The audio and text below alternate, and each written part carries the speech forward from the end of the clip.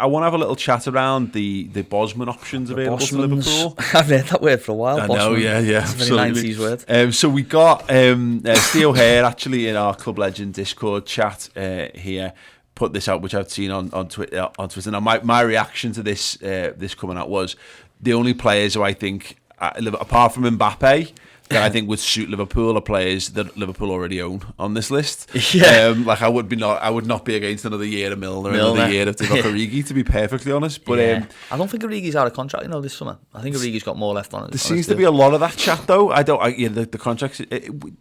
Is Ox up this summer? Because I've heard people saying that as well. No, Ox has got 18 months. He's got 18 months. Yeah, 18 months. Oxlade-Chamberlain, Keita, yeah. Is there anyone in that group of players that you think Liverpool would be having a little sniff around? I mean, look, there's a lot of players with good reputations there. I mean, straight away you'd look at Ousmane Dembele, who stands out, and you say, well, he was 100 million or something when Barcelona signed, and that's a remarkable sort of fall, isn't it? I know you look at other players who've been linked with Liverpool. Well, you look at the other players. Barcelona splashed the cash on, splashed their Neymar cash on, and how his stars falling around. Well, yeah, exactly that. But I think what stands out there would be, a lot of players who've had a bad couple of years, really, isn't it? Hence why they're out of contract, really. But Isco, really struggling, not really become the player everyone thought he was going to be. You're looking at Gareth Bale. You're thinking, how the mighty fall. There's a few players on there, and I think Gareth Bale. I'll tell you a player who stands out in there on that list of players. Lacazette stands out to me because I think he's a really good player. Yeah. I think he's a really smart player. I think he's a really good. I think he's got more goals in him. His goal record at Lyon was pretty good. I think it hasn't really stood up to that in the Premier League. Mm-hmm. But I watch him and I think, you're good. A bit Firmino-y, a bit sort of, a bit target man-y and smart and a good player. And I think I wouldn't be surprised if Arsenal are trying to give him a new contract, to be perfectly honest, because I think they'd miss him. But I don't think Liverpool will sign him. But I think he's a good player and he'll be a good signing for someone for a couple of years, definitely.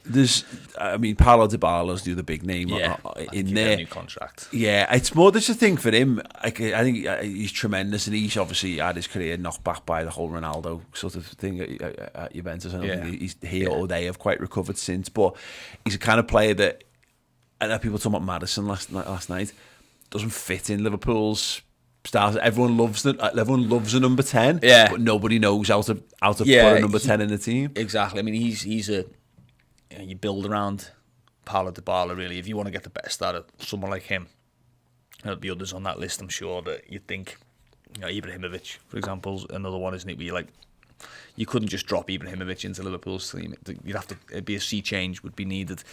But yeah, I mean, it's always interesting, isn't it? I mean, I wish it was champ manager, to be honest, because you'd sort by international caps. You'd sort by international caps and let's have a look and see who's out. But Belotti's another one, isn't he? He's been linked with the Premier League a lot. He's there as a forward in this imaginary 11. But he's one that you see him. I watched him in the Euros in the summer. I was like, I didn't see anything from him really, but he scores a lot of goals in Serie A, and he always has. But he's never moved on. Is he one of those that just sort of local legend sort of type player? But I would be interested to see what sort of level he was at if he moved on to a club. The thing for me is, a lot of the time, because there's not really anyone there who's going to come in, and with the exception, again, Mbappe, just sort Mbappe and everything's fine. But the other ones, you're looking at replacing your 4th, 5th or 6th choice. There's no one, or really 5th or 6th, because there's no one there who's going to be better than what we've already got. And it's why I'm half jokingly about the Origi thing, is that how many of those players are going to come in and actually be able to contribute to the level that he does? And the one that's there is Cavani. Now, I think him having been at United sours it a little bit, but how completely wasted he is at Manchester United. Yeah. And Ronaldo, he's the one, people talk about how it's been damaging to Bruno Fernandes and damaging to Rashford and Greenwood. Cavani is the perfect extra guy to have, and he's been totally kicked down the pecking order. Yeah, every time I watch United, I think they look better when he's on the pitch. Always. He's more dangerous. He's better, works better. He's just more smart. he's a very good player. He was the closest analogue in football to me over the last few years to Lewandowski. I thought you were going to say to you. I was going to say, oh, okay, fair enough. Yeah, I've always thought I had a bit of a Big I had the long hair at 19. Yeah, I tell you what else stands out. Sorry, just moving on from Cavani. Apologies, but it's just Chelsea's situation and 4 of their defenders being on that list. You know, Azpilicueta, Rudiger, Christensen, Thiago Silva. You know, that's a big change for them. Rudiger's been very, very important. Azpilicueta's the club captain. Thiago Silva's been, by all accounts, well, not by all accounts, by all assessments, a real game-changing signing for them. Yeah. And obviously Christensen, you know, is good backup. So they've got a few big changes coming, a few big decisions to make, and we've seen how hard it is to buy centre halves. Yeah. You know, Man City that struggled with it for years. Liverpool, you know, were willing to wait a long time to get Van Dijk, and then obviously, you know, took their time to get Konate as well. So they've got some big surgery to do in the summer. I know they really like Chalobah, and they bought another guy, Malang Sarr, but they've got a bit of a restructuring to do if all 4 of those were to leave. And you see Rudiger's being linked with Real Madrid. Yeah. You know, Azpilicueta's he got him in at right back. I think his right back days are over, right to be honest. 3, Yeah, definitely. But yeah, I mean, like Saiss is another one who's been linked with Liverpool. He's in there. Yeah, Zakaria from midfield as well. I've seen him linked with Liverpool. Dennis Zakaria. I don't know too much about him, but maybe he's been linked because he's out of contract. Kessié is another one, isn't he? I don't think I can safely say Liverpool won't be signing Frank Kessié. Yeah. From the conversations I've had with people, but Zakaria, yeah, he'd be one that I don't know. Keep an eye on. But and Tolisso as well. Again, he's not quite had his own way at Bayern Munich. Yeah, you know. But I mean, that's the one thing for me is that he couldn't get in the team because of Thiago, effectively. Yeah. And then, like, you know, to then bring him up, and sitting behind Thiago in the Liverpool squad again. Again, I'm always interested when there's young players on that list. I mean, there's only really one I can see that's obvious. You know, obvious young player would be Nketiah. You would think, I haven't worked him out yet as what level he's at. I think he is quite good, but I'm not sure what level of good he is. Yeah. But there's Chukwuemeka as well at Villa, who's another one who's been linked. And let me tell you, he is good enough, and he is good. He's good the kid who, like, Gerrard keeps throwing on in the last minutes. Yeah, just to, I think Gerrard sort of is on the offensive on that one in terms of your part of my squad. And they've got 3 or 4, haven't they, Villa, in terms of Archer, and there's 2 Chukwuemekas, there's others,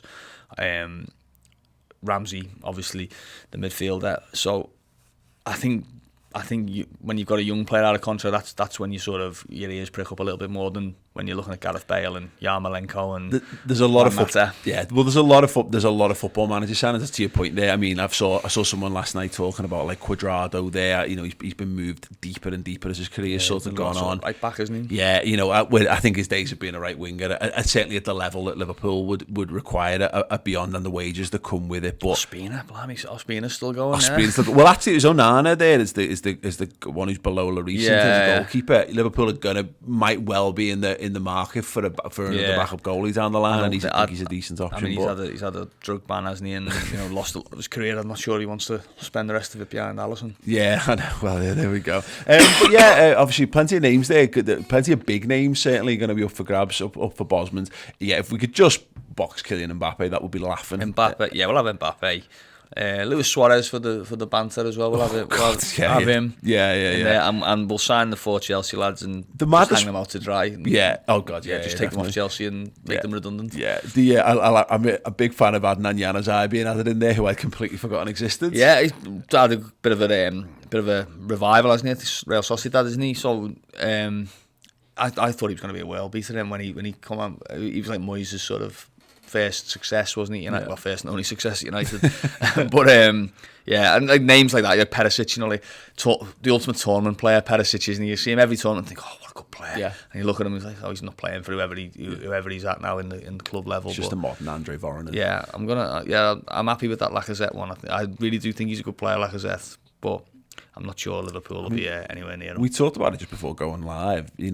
Insigne going to Toronto. Yeah. That's a coup and a half. That for they've done all right. Toronto, obviously, I think they've got really well supported. But yeah, to get him at 30, I've always been impressed by he's played against Liverpool. I know Klopp. I remember Klopp getting asked in Naples about Insigne, and I think the interviewer asked something like, "He always has you off, doesn't he?" Basically, like Insigne, and he was like, Yeah, I suppose he does. He always plays well. But yeah, that would be a big coup for MLS and for Toronto.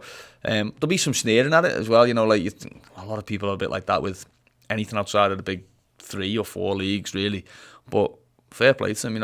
I'm guessing he'll have a good life over in Toronto. I'm guessing he'll be loved. Yeah. And he'll have a good chance of being pretty successful as well. Yeah, absolutely. He's going to look at like Giovinco, who was amazing. Giovinco, Bradley Wright Phillips, like really, really went over there and done well. I think Robbie Keane was absolutely loved over there, wasn't he? So, yeah, why not? Why not, indeed. Okay, let us know of the Bosmans. Who would you be taking a little punt at, Philip? But go full footy manager if you want. If you go and build your squad for next season, who do you think's going in the summer, and who would you be replacing with Bosmans? Just so we can build the war chest to buy, obviously, Bellingham and Haaland. Obviously, let us know in the comments on that one. That'll be absolutely great. Thank you to Steve O'Hare for sending that one in. Here we go, actually. Steve O'Hare actually follows up, says, while you mentioned Luis Suarez, how do you think Klopp would have used prime Suarez if he'd still been with us? Would he have liked his tenacity and his counter-pressing all over the place, or be annoyed by his attitude and behaviour? No, I don't think... I'd be interested to see how Luis Suarez would have behaved under Jurgen Klopp. I think that's probably even more important, because you think that, don't you? You think Luis Suarez was managed at Liverpool, obviously Dalglish was there, but Brendan Rodgers was a very young coach. I wouldn't say he was in thrall to him, but knew he was more important probably to Liverpool than Brendan Rodgers was. So he could get away with that kind of thing, but I wonder whether you'd get that sort of level of frustration. I mean, he is that kind of character, obviously winner, and the mentality around him. But I think as a player, I think Jurgen would have absolutely loved him. I think the only thing he wouldn't have loved is he wouldn't have been able to take anyone off ever. Because imagine Suarez, Salah, Mane. Oh my God. Mane's getting hooked every single time. There, isn't he? I'm sorry, Sadio. I just couldn't do the earache off those two. Yeah, honestly. Yeah. I suspect he'd be having to go back to the Belgravia Centre a few more times. So when most times he's going to bat to defend, Suarez just being a little bit, because again, Klopp's got that fiery temperament. Yeah. It either would have been like ultra combustible, or just the perfect, he's everything Jurgen Klopp wants it to be on a football pitch. But you just think of this Liverpool team with Luis Suarez now, and I know he's rattled a few cages, hasn't he, since he left Liverpool and since he's played against them. But think about the amount of times Liverpool players get in the penalty area. Imagine having Luis Suarez in there as well. You'd be looking at a penalty a game. Yeah. I mean, Liverpool get a fair few now, obviously, but you're looking at a penalty game. You're looking at the amount of ricochets that would go his way and it'd be a goal. Crosses across the box, dropping to him. Would have been ridiculous. Yeah, it would have been tasty. Let's put it that way. Thank you so much for watching that clip from Journo Insight. Neil Jones from Goal.com is with me every single week over on Redmen Plus, and it's never been more pressing than in the January transfer window. Check out this week's show where we went into all the potential ins and outs in our January transfer window preview show, and join us every single week to react to the latest Liverpool transfer rumours, gossip, and everything happening inside the Anfield press room over on the redmentv.com on Redmen Plus. Hope you enjoyed the video, and if you want more from us, consider joining Redmen Plus, our Liverpool streaming service, like Netflix for Liverpool fans. Fantastic documentaries, interviews, features, and learn more about the culture of the club, as well as bonus Redmen shows as well. And if you join as a club legend, you get your name there, the redmentv.com.